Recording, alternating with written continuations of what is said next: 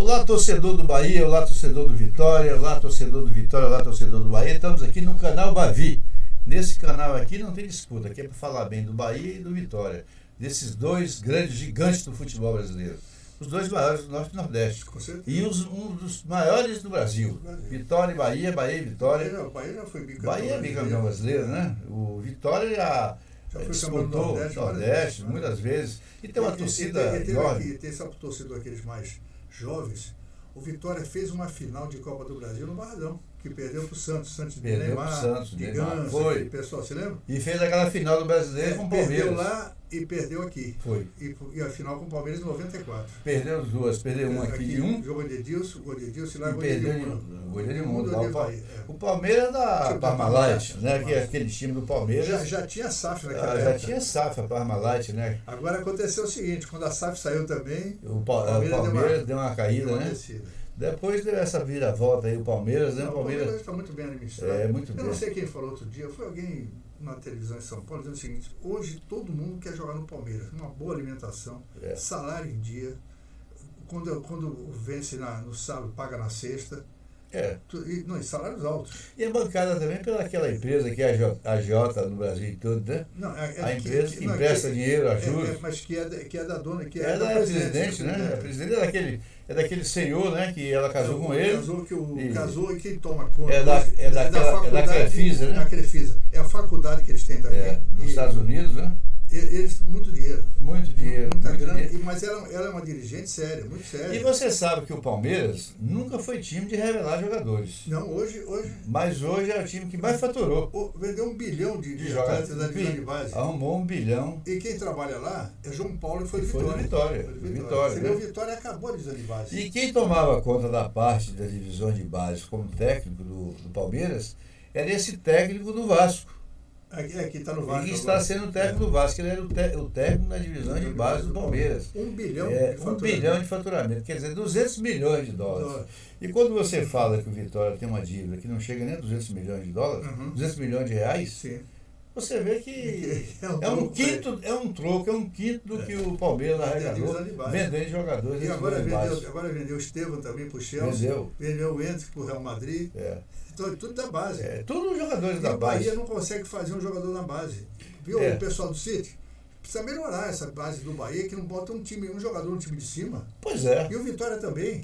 E o Bahia sempre revelou. E o Vitória muito mais, até jogador de seleção brasileira e tudo. E o Bahia sempre teve tradição de fazer jogadores. E o Vitória também. Você lembra, por exemplo, Charles, campeão de 88, 89, da divisão de base do Bahia, jogou na seleção brasileira. Também. Você tinha aquele jogador que agora recentemente teve problema, que era do interior da Bahia, foi vendido para o Atlético Mineiro, que era o Jorge Campos. Jorge Campos, quando foi vendido para o Atlético Mineiro, foi a maior transação no futebol brasileiro. Foi um jogador da divisão de base do Bahia vendido para o Atlético Mineiro.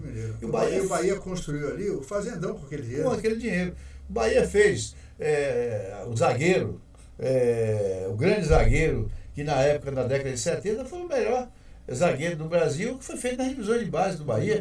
Não é que era o Xerifão, que jogou no Palmeiras, Roberto Rebouças, o xerife Roberto Rebouças, Bejoca, enfim, uma infinidade de jogadores. Mas você vê o time do Bahia hoje, não tem ninguém da divisão de base. Não tem. E nem o Vitória. Não tem. É um custo que você gasta mensal e não revela ninguém, porque a divisão de base não é para ganhar campeonato. Não é também. É para botar jogador em cima. É para você fazer jogadores. Por isso é que às vezes o jogador, jogador de base, ele precisa estar envolvido ali com os profissionais. Claro. Que é para ir. Você vê, por exemplo, aí o Flamengo, o Vasco, eles botam jogador de O Flamengo agora recentemente ganhou a Copa Sul-Americana de futebol abaixo de 20, ganhou o Sub-20. Campeonato Mundial. Então, é onde estão os jogadores, Eliseu. É a divisão de base. É a divisão de base que vai mudar o futebol. O futebol tem que ser dirigido por quem jogou bola. O grande problema que nós temos hoje no Brasil é que quem está tomando conta das divisões de base do futebol não são os ex-jogadores. Não são empresários. E o cara que vai dirigir lá, o técnico? O cara nunca chutou uma bola? Fez um curso ali, uma coisinha ali. O cara nunca chutou uma bola? É por isso que o futebol brasileiro, acabou o individualismo do jogador. Acabou. Aquele 1-1 contra 1, que você não tem mais, acabou. Uma jogada diferente não tem. E aquele meia número 10, que você não tinha no meio, também. tipo você que dava a bola de um lado para o outro, tipo Gerson. Não tem acabou. 10, acabou. Você não tem mais o 10. Não tem mais. Você só tem agora o burucutu. O jogo agora é o seguinte: o cara pega na bola, atrasa para o zagueiro atrasa para o goleiro. E a bola sai do lugar. Aí no final do jogo o cara faz aquele escape lá e diz assim: olha, o time deu 60% de posse de bola. E não chutou a bola em gol.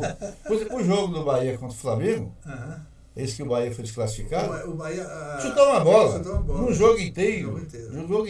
E teve uma boa posse de bola grande, mas a bola não chega na frente. Não chuta. Antigamente, o que ele fazia?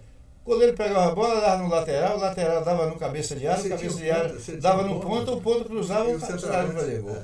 O Roberto Dinamite fez quantos gols no Vasco? Quase 800 gols ele fez. Porque tinha jogador para meter bola para ele. Claro, você tinha Giovani, o Flamengo tinha Nunes que fazia gol, e o Nunes era um cabeça de bagre, né? Mas fazia gol. Você tinha Dario, ele voltou para quebrar. O Dario fazia gol pra caramba, o Dario jogou no Bahia aqui, foi artilheiro. Eu me lembro, onde ele passou, ele foi artilheiro. Eu me lembro da época que o Dario jogava aqui no Bahia, um jogo Vitória e Bahia, e o Vitória tinha aquele zagueiro, Otávio Souto, lembra? Otávio, que era um xerife, violento. Aí o Bahia ganhou o campeonato e o Dario, o Dadá, que está vivo até hoje, qualquer dia nós vamos entrevistar o Dadá. Aí o Dadá foi no vestiário do Vitória, falar com os jogadores, que ele era um cara bacana, né? Quando ele estava conversando, o Otávio Souto veio e deu uma gravata no pescoço dele. Aí ele virou bicho. Aí o cara perguntou ele, o repórter, ué, e o Dadá briga? Ele disse, Dadá brigou com o homem em Recife de uma vez só. Dadá é da paz, mas briga. E eu não aceito isso. Quer dizer, foi uma época diferente. Que a gente lembra com saudades, né? E nós vimos os melhores jogadores do mundo jogando aqui. Claro. Quem não viu Pelé não vai ver outro Pelé. Não vai. Quando você fala em Maradona, Messi, tudo bem.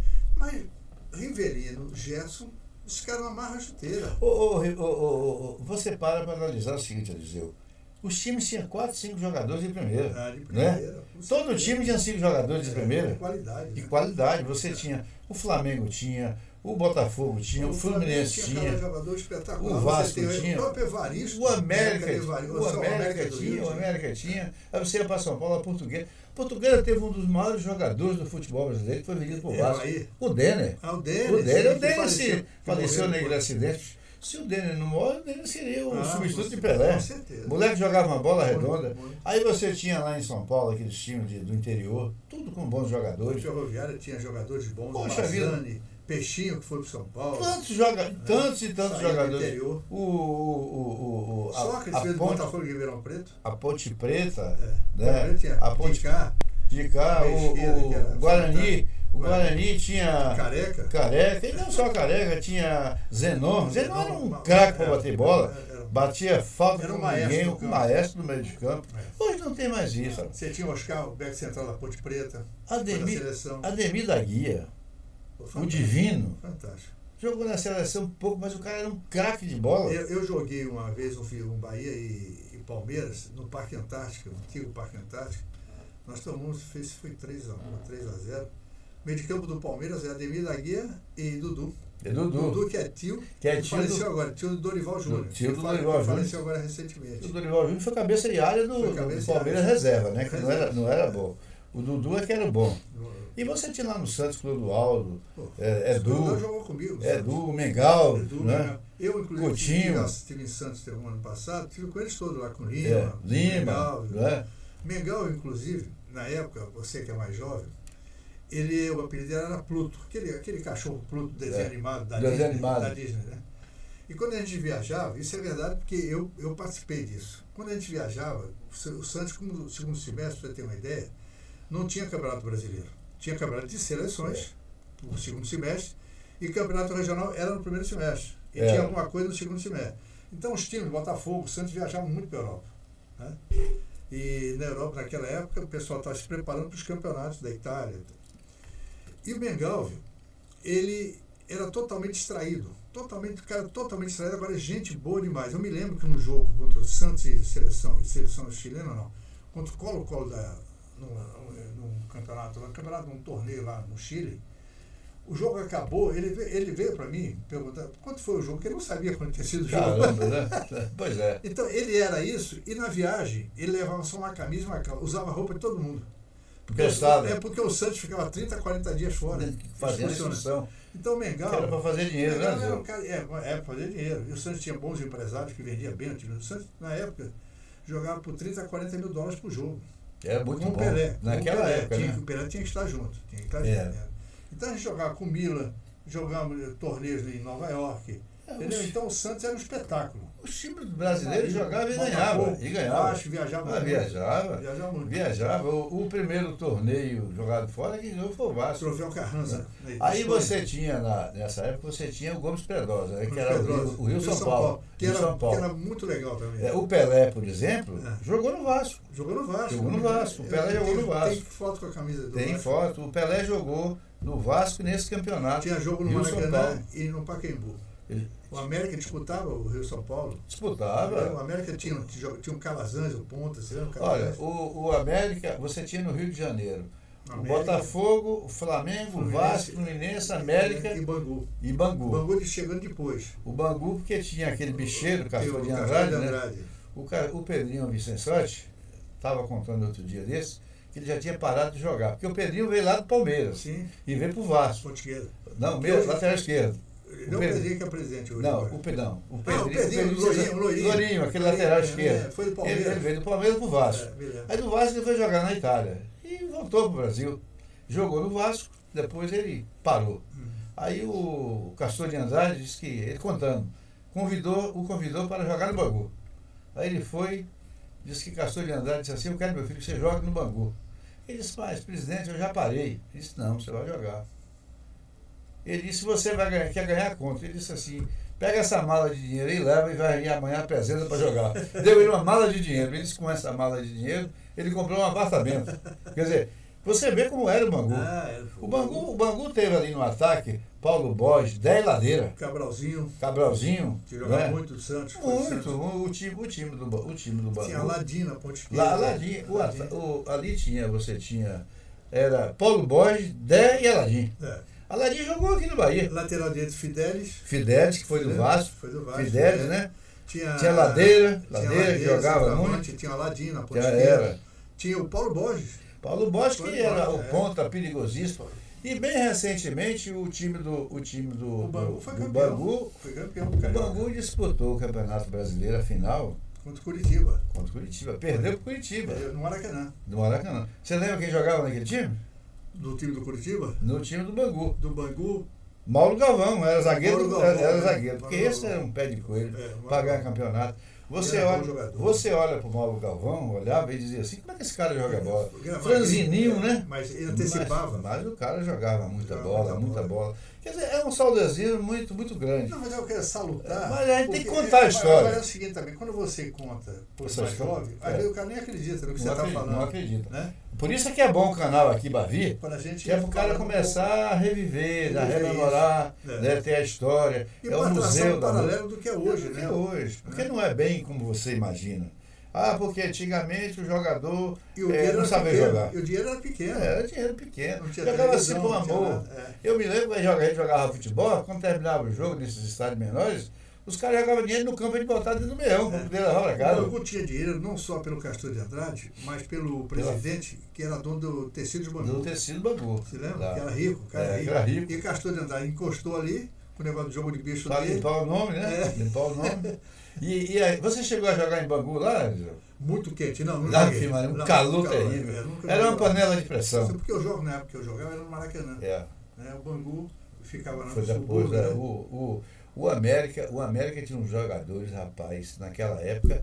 O Eduzinho jogou no Bahia, jogou no Bahia, muita bola. O Zico era bom, mas o Edu também era muito bom. A família Antunes. Eu joguei com o Antunes, irmão dele, no Fluminense. Pois é, a família era uma família muito bacana. Nós vamos para o intervalo e esse break vai acabar E no outro a gente vai falar de Bahia e Vitória, o Vitória que vai jogar com o Juventude aqui em Salvador no sábado, às 16 horas, e o Bahia que joga no mesmo às 21 horas lá em Fortaleza. Que é o grande clássico hoje do futebol nordestino. Que é o grande clássico. É Bahia e Fortaleza. O Bahia, Pernambucano foi caído. Se o Bahia ganhar esse jogo, vai encostar mais na frente. Vai encostar mais na frente.